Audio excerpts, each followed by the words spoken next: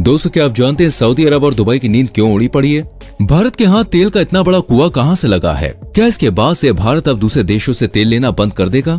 क्या ये तेल सिर्फ भारत के ही काम आएगा या फिर इसे दूसरे देशों से भी एक्सपोर्ट किया जाएगा? आखिर इससे पेट्रोल डीजल के भाव में क्या बदलाव देखने को मिलेंगे? अगर आप नहीं जानते तो चलिए आज हम आपको बताते हैं। दोस्तों, भारत अब एक ऐसा देश बन गया है जो किसी भी चीज के लिए किसी दूसरे देश पर निर्भर होना बिल्कुल भी मंजूर नहीं करता है। ये अपने ही देश को इतना विकसित बनाना चाहता है कि इसे किसी से कुछ भी लेने की जरूरत ना पड़े। जैसा कि हम सब जानते हैं, तेल, पेट्रोल, डीजल के लिए भारत को दुबई और सऊदी अरब का सहारा लेना पड़ता है। इसी वजह से यहाँ के पेट्रोल डीजल के भाव में भी आए दिन उतार चढ़ाव देखे जाते हैं। आज के समय में भारत के लोगों को इतना खाना पीना नहीं अखरता जितना कि पेट्रोल के दाम उन्हें महंगा पड़ता है। पेट्रोल आज के समय में दोस्तों लोगों की जरूरत बन गया है। इसके बिना हम कहीं बाहर जाने की सोच भी नहीं सकते। पेट्रोल की कीमत इसलिए दिन पर दिन बढ़ती जा रही है क्योंकि भारत को इसे दूसरे देशों से एक्सपोर्ट करना पड़ता है, इसलिए सरकार इनकी कीमत में इजाफा कर देती है। लेकिन अब ये चिंता भी जल्द ही खत्म होने वाली है दोस्तों, क्योंकि भारत ने एक ऐसा तेल का कुआं खोद निकाला है जिसकी वजह से अब पेट्रोल की कीमत बढ़ने के बजाय घटती हुई नजर आएगी। और हो सकता है कि आगे आने वाले समय में इस पेट्रोल का इस्तेमाल करना ही भारत बंद कर दे। तेल, डीजल, पेट्रोल ये सब चीजें जमीन के नीचे से निकाली जाती हैं, लेकिन जैसा कि हम जानते हैं कि जमीन के नीचे तो सिर्फ 70% पानी ही मौजूद है, तो सिर्फ इतनी मात्रा में तेल निकालना कैसे संभव है?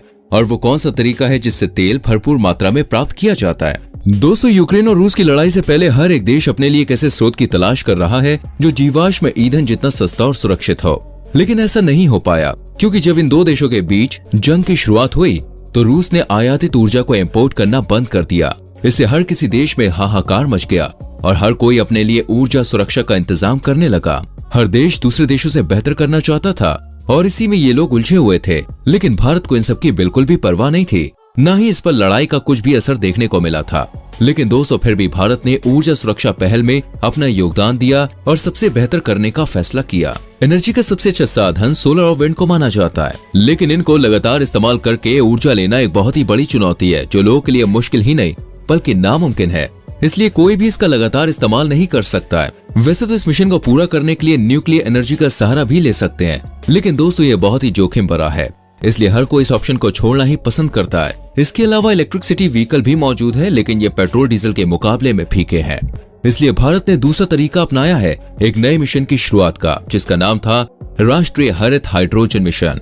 इसमें सरकार ने करीब 20,000 करोड़ रुपए खर्च किए हैं। ये मिशन दोस्तों इसलिए मंजूर किया गया है ताकि हाइड्रोजन की मदद से घरेलू क्षमताओं में सही से विकास हो सके। अब आप सोच रहे होंगे कि ये तो प्रकृति में आसानी से मिल सकता है, तो फिर इन सब की क्या जरूरत है? तो आपको बता दें दोस्तों, पृथ्वी पर जितनी भी मात्रा में हाइड्रोजन मौजूद है वो एकदम नेचुरल और प्योर नहीं है। ये अपने शुद्ध और मौलिक रूप से दोस्तों बहुत ही कम पाया जाता है। इसलिए अब ग्रीन हाइड्रोजन की शुरुआत की जा रही है जो एकदम शुद्ध और साफ होगा। इसलिए आपको अच्छी तरह से इस मिशन के बारे में बताते हैं और साथ ही ये बताते हैं कि आखिर इस मिशन से क्या फायदा होने वाला है। ग्रीन हाइड्रोजन ये पानी के इलेक्ट्रोलिसिस से मिली वो हाइड्रोजन होती है जिसे बनाने के लिए या तो सोलर एनर्जी का इस्तेमाल किया जाता है या फिर विंड की मदद से इसे बनाया जाता है। इन दोनों से ही हाइड्रोजन प्राप्त होती है। वहीं प्रति यूनिट के हिसाब से भी दोस्तों हाइड्रोजन में ज्यादा एनर्जी पाई जाती है। यही वजह है कि इससे एकदम साफ और शुद्ध एनर्जी मिलती है और ये शुद्ध हाइड्रोजन पानी का एक अच्छा रिसोर्स है। इसकी यही खासियत इसे स्टील उत्पादन और ट्रांसपोर्ट, फर्टिलाइजर, ऊर्जा गहन उद्योगों में लाभकारी साबित करती है। सिर्फ भारत ही नहीं बल्कि दोस्तों ऐसे बहुत से देश हैं जो इस ग्रीन हाइड्रोजन का सहारा ले रहे हैं ताकि कार्बन डाइऑक्साइड जैसी हानिकारक गैस से छुटकारा मिल सके और साथ ही वातावरण में भी कुछ सुधार हो सके, क्योंकि ग्रीन हाइड्रोजन को एक बहुत ही अच्छा रिसोर्स समझा जाता है। ये जीवाश्म ईंधन पर निर्भरता को कम कर देता है, इसलिए हर एक देश इस ग्रीन हाइड्रोजन का ही सहारा लेते हुए नजर आ रहे हैं। भारत सरकार ने दोस्तों ग्रीन हाइड्रोजन को बढ़ावा देने के लिए 19,744 करोड़ का बजट बनाया है।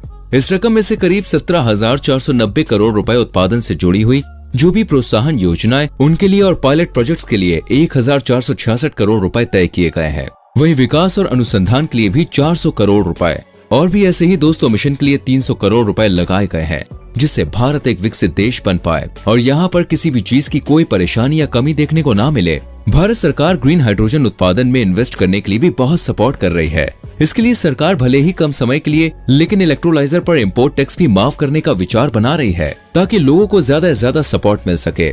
सरकार का कहना है कि हमने साल 2030 तक करीब 50 लाख टन ग्रीन हाइड्रोजन को पाने का टारगेट बनाया है, जिससे ज्यादा से ज्यादा ग्रीन हाइड्रोजन मिल सके। इस मिशन को देखते हुए 19,744 करोड़ रुपए की परमिशन भी दे दी गई। जिससे इस मिशन को पूरा करने में कोई भी रुकावट ना आए। इस सपोर्ट को देखते हुए वाराणसी और भी पास के बहुत से क्षेत्रों में विकास की किरण जलती हुई नजर आ रही है। वैसे क्या आप जानते हैं दोस्तों कि एक प्लांट से कितनी मात्रा में हाइड्रोजन बनाया जा सकता है? इसे जानकर आपके भी होश उड़ जाएंगे। अनुमान लगाया गया है कि एक प्लांट की मदद से हर साल में करीब 500 टन हाइड्रोजन आराम से बनाया जा सकता है। ऐसा बताया गया है कि पूर्वांचल में पायलट प्रोजेक्ट के रूप में और भी बहुत से प्लांट लगाए जा सकते हैं, जिससे यहाँ पर एक प्लांट से एक साल में करीब 500 टन हाइड्रोजन मिल सकता है। यहाँ पर खेती करने वाले किसान खेती के बचे अवशेषों की मदद से इन्हें कोऑपरेटिव बनाकर बड़ी मात्रा में हाइड्रोजन का उत्पादन आसानी से कर सकते हैं। वहीं सरकार का कहना है कि जो टेक्निकल प्रॉब्लम होगी या जिस भी तरह की इन्हें मदद की जरूरत होगी वो सारी जिम्मेदारी हमारी होगी। एक्सपर्ट्स ने बताया है कि पूर्वांचल में खेती के उत्पादन से हमें हाइड्रोजन के अधिक से अधिक उत्पादन करने का मौका मिला है। डॉक्टर प्रीतम ने बताया कि जहां आज तक खेती से हमारी रोज की जरूरतें पूरी होती थी, वहीं अब यह हाइड्रोजन बनाने में भी काफी मदद कर रहा है। इनका कहना है कि किसान खेती करने के बाद जो भी गन्ने के छिलके, गेहूं से निकली भूसी घास और भी जो कुछ वेस्ट मटेरियल होता था, पहले ये लोग उसे जला दिया करते थे, लेकिन अब ऐसा नहीं है। अब हम इन वेस्ट मटेरियल को हाइड्रोजन बनाने के लिए इस्तेमाल कर रहे हैं। इन सब की मदद से हमें शुद्ध और साफ हाइड्रोजन मिल रही है। डॉक्टर प्रीतम का कहना है कि इसी के चलते अभी बिना किसी संसाधन या फिर सरकार की किसी भी मदद के बिना रोजाना मिर्जापुर में आधा टन ग्रीन हाइड्रोजन प्राप्त कर रहे हैं। हर रोज 1 से 5 टन ग्रीन हाइड्रोजन बनाने वाले पायलट प्लांट का खर्च 100 करोड़ रुपए है। इस मिशन को देखते हुए बहुत सी बड़ी बड़ी कंपनियां भी अपना पैसा इसमें इन्वेस्ट कर रही हैं। साथ ही IT कंपनी भी ग्रीन हाइड्रोजन के शोध में लगी पड़ी है, जिससे आने वाले समय में लोगों को बहुत ज्यादा फायदा मिलेगा। वैज्ञानिक प्रीतम सिंह ने दावा किया है कि 1 लीटर पेट्रोल के बराबर एनर्जी का जो ग्रीन हाइड्रोजन होगा वो 25 रुपए कम में आपको मिल जाएगा।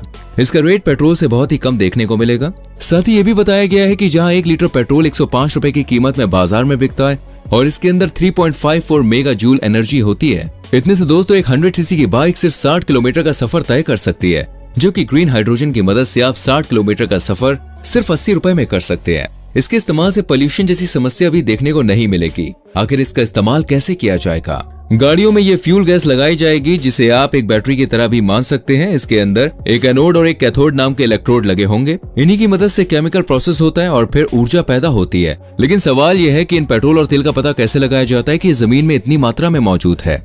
इसके लिए 200 फीट तक जमीन में बोरिंग करके एक बम डायनेमिक को डाला जाता है और जब ये फट जाता है और इसके 10 किलोमीटर के एरिया में भी इफेक्टेड हो जाता है, इसके बाद साइंटिस्ट इससे निकलने वाले सूक्ष्म तरंगों को फोन की मदद से रिकॉर्ड करके इनके बारे में पता लगाते हैं। इसके बाद सुपर कंप्यूटर की मदद से छानबीन के बाद पता लग जाता है कि कहां पर कितनी मात्रा में तेल है। इस तरह से ये लोग तेल को प्राप्त करते हैं। दोस्तों, आपको क्या लगता है कि ग्रीन हाइड्रोजन गैस के बाद पेट्रोल भारत में बिकेगा या फिर पूरी तरह से बंद हो जाएगा? कमेंट में लिखकर जरूर बताएं। वीडियो को लाइक और शेयर करें और आने वाली वीडियोस को देखने के लिए चैनल को सब्सक्राइब करके बेल आइकॉन प्रेस करें, जिससे आने वाली वीडियोस आपसे मिस ना हो। मिलते हैं अगली वीडियो में। अपना बहुत ख्याल रखें। Bye bye, take care.